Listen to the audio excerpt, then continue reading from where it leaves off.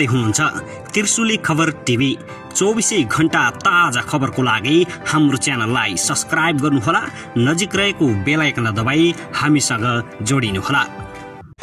एकाएक सर्वोच्च अदालतको यस्तो घोषणाले गठबन्धन सरकारमा निकै ठूलो भुइँचालो, माधव कुमार नेपालको पार्टी खारेज हुन सक्ने।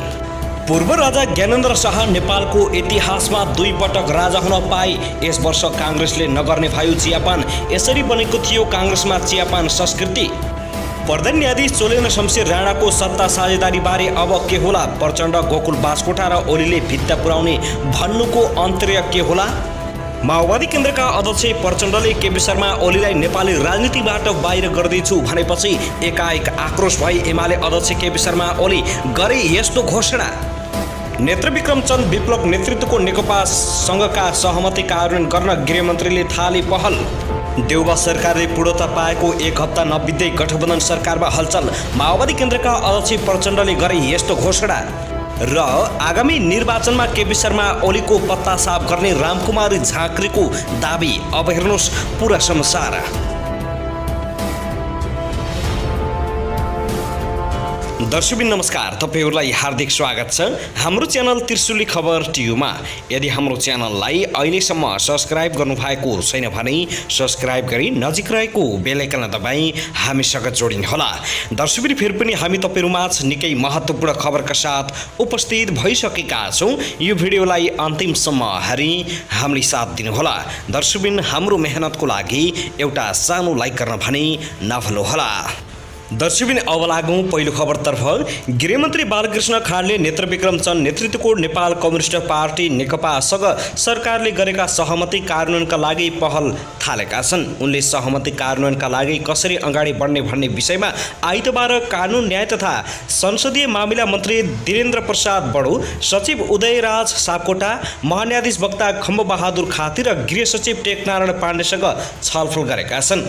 सरकार र नेपाल कम्युनिस्ट पार्टी बीच 2077 फागुन 20 गते 3 बुँदे सहमति भएको थियो। तर केपी शर्मा ओली नेतृत्वको सरकारले ती सबै सहमतिको कार्यान्वयन गरिसकेको थिएन।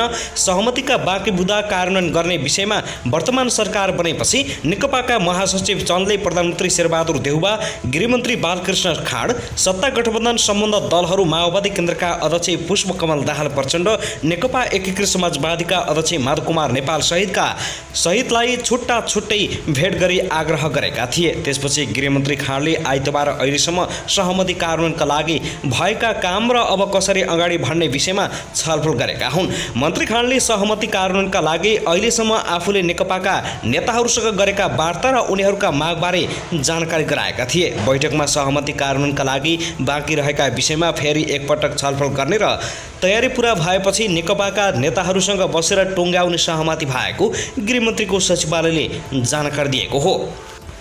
छलफलमा कानुन सचिव सापकोटा र महान्यायाधीश वक्ता खातीले कस्ता मुद्दा खारेज गर्न मिल्ने र जेलमा रहेका कैदीबन्दीलाई रिहाई गर्न मिल्ने बारे जानकारी गराएका छन्। कानुन मन्त्रालयका सचिव सापकोटाले गृह मन्त्रालय र महान्यायाधीश वक्ताको कार्यालयबाट रिहाईका लागि आएका सिफारिसमध्ये अधिकांश कार्यान्वयन भइसकेको र केही फिर्ता गर्न नमिल्ने एकीकृतका मात्रै बाँकी रहेको जानकारी गराएका छन्। 2077 फागुन 20 गतेको वार्तापछि तत्कालीन गृहमन्त्री रामबहादुर थापा बादल र नेकपाको वार्ता टोलीबीच सहमति पत्रमा हस्ताक्षर भएको थियो। दर्शकबिन त्यसैगरी केही दिन अघि नवलपरासी पुगेर माओवादी केन्द्रका अध्यक्ष पुष्पकमल दाहाल प्रचण्डले भने केपी ओलीलाई राजनीतिकबाटै बाहिर निकाल्दैछु। आफ्नो पार्टी र आफूलाई धोका दिएका कारण ओलीलाई बालुवाटारबाट बालकोट पुर्याएको दाबी गर्दै प्रचण्डले फेरि पनि छलफल गरी नेपाली राजनीतिकबाटै बाहिर निकाल्दिने ठाडो चेतावनी दिएका थिए। त्यसो त नेकपामा हुँदै आपसी आरोप प्रत्यारोपमा उत्रेका नेताहरू माओवादी र एमाले टुक्रिएपछि आक्रामक रूपमा लागि परेका छन्। मञ्च पाउने बित्तिकै प्रचण्ड र माधव नेपाललाई ओलीबाट गालीको वर्षा सुरु भइहाल्छ। प्रचण्ड र माधव नेपाल पनि ओलीलाई काउन्टर जवाब दिइरहेका हुन्छन्। गत हप्ता प्रचण्डले ओलीलाई नेपाली राजनीतिबाटै बाहिर निकाल्दिन्छु भनेपछि राजनीतिक वृत्तमा त्यसको अर्थ खोज्न थालिएको छ। हुन त प्रचण्डको अभिव्यक्तिमा बढी आक्रोश नै देखिन्थ्यो। यद्यपि एमाले भित्रकै एक थरीले भने सामान्य आवेगका रूपमा मात्र लिन नहुने बताएका छन्। झन्डै 3 वर्ष एउटै पार्टीको अध्यक्ष भएका र लामो सहकार्य गरेका कारण पनि दुवैका कमजोरी दुवैलाई थाहा छ। राजनीतिबाटै निकालिदिने प्रचण्डको अभिव्यक्तिले ओलीको कमजोरीतर्फ सङ्केत गरेको हुन सक्ने देखिएको छ।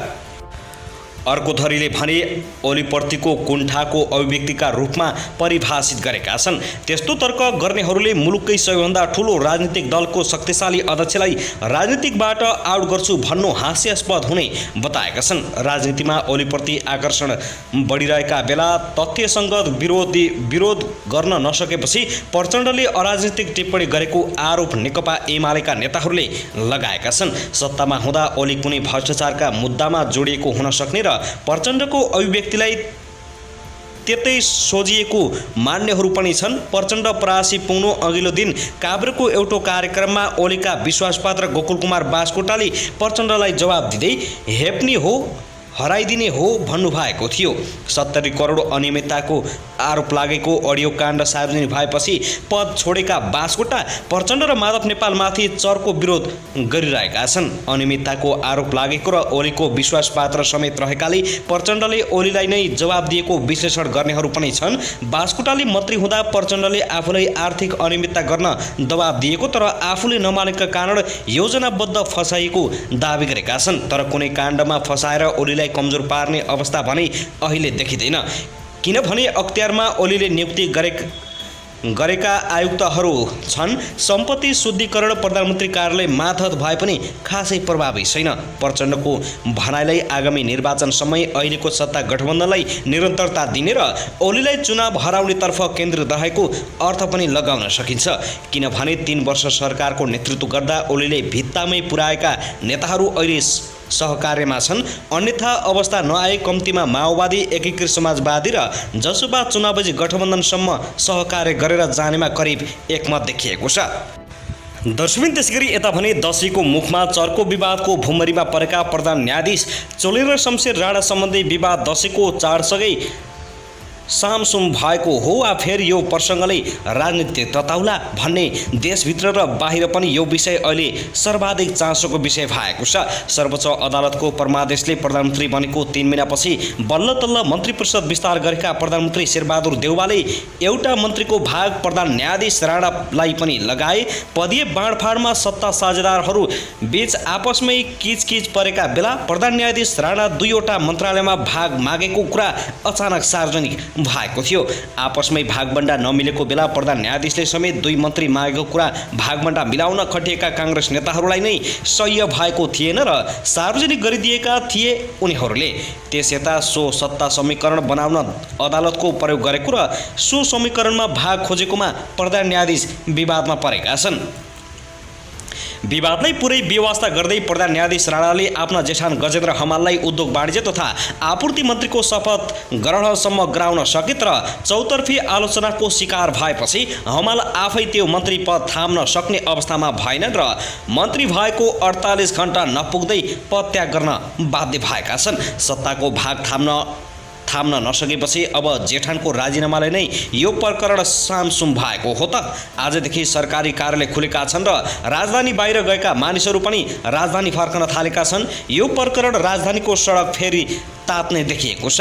अदालतमा प्रधान न्यायाधीशको बेन्च बहिष्कार होला त वा प्रधान न्यायाधीश राणा सहभागी कार्यक्रमहरू बारले सहभागिता नजलाउन त वा भूतपूर्व प्रधान न्यायाधीश गोपाल प्रसाद पराजुलीले सार्वजनिक रूपमा माग गरे झै राणामाथि प्रमुख प्रतिपक्षी दल नेकपा एमाले महाअभियोगको प्रस्ताव संसदमा पेश गर्ला। सत्तारूढ गठबन्धन नेपाली काङ्ग्रेसभित्रै पनि प्रधानमन्त्री इतर समूहले प्रधान न्यायाधीशले यो घटनाको नैतिक जिम्मेवारी लिँदै सत्ता साझेदारी बारे के भएको हो भन्ने प्रश्न पार्नुपर्ने कुरा दशैं लाग्दै सार्वजनिक गरेका थिए। नेपाल बार एसोसिएसन र सर्वोच्च बार एसोसिएसनले संस्थागत रूपमै सत्ता भागबण्डामा प्रधान न्यायाधीशको संलग्नताको विरोध गरिसकेका छन्। अब के गर्छन् त प्रश्न उठिरहेको छ। डीसी नेपालसँगको कुराकानीमा नेपाली काङ्ग्रेसका आगामी महाधिवेशनमा सभापतिका प्रत्याशी डा शेखर कोइराला भन्छन् शक्ति पृथकीकरणको सिद्धान्त विपरीत न्यायपालिकालाई पनि कार्यपालिकामा भागबण्डा दिएर प्रधानमन्त्रीले लोकतन्त्रको हत्या गर्नु भएको छ। अब यो विषयमा आगामी केन्द्रीय कमिटीमा गम्भीर छलफल हुन्छ। प्रमुख प्रतिपक्षी दलको संसदीय दलका उपनेता सुभाष नेमाङ भन्छन् हामीले अहिलेको यो 5 दलीय गठबन्धनलाई नै अपवित्र भनेका छौँ। त्यसमा अब छैटौं पक्ष पनि मिसिएको छ। यो विषयमा प्रधानमन्त्रीले स्पष्ट पार्नै पर्छ।